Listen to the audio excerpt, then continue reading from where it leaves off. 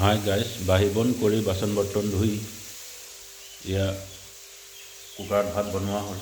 তাৰপিছত এয়া বন শাক আৰু মাছ, কাৱৈ মাছ অনা হৈছিলে কালি। কাৱৈ মাছ ফ্ৰাই কৰিলোঁ, তাৰপৰা বন শাক দিলোঁ, আদা নহৰু জলকীয়া পিঁয়াজ খুন্দি তাত দি দিয়া হ'ল। এয়া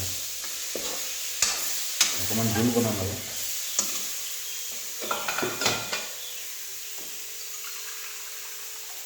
তাৰপিছত পানী অকণ দি দিছোঁ ফ্ৰাই কৰাৰ পাছত। খাবলৈ হ'লেতো কৰিবতো লাগিবই।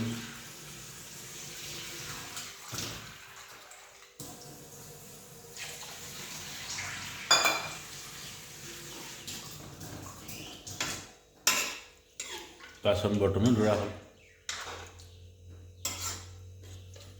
কালি কাৱৈ মাছ অনা হৈছিলে, কাৱৈ মাছ ফ্ৰাই কৰি তাৰপৰা বন শাক দি দিলোঁ,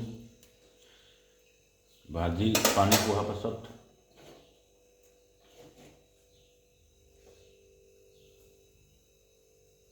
তাৰপিছত পানী দি দিছোঁ, এতিয়া উতলিব।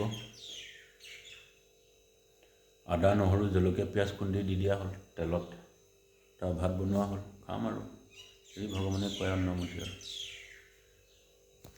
আমাৰ যদি ভাত আৰু তৰকাৰী বনোৱা চব ভিডিঅ'টো যদি ভাল পায় তেতিয়াহ'লে লাইক কমেণ্ট আৰু ছাবস্ক্ৰাইব কৰি দিয়ে যেন বাই।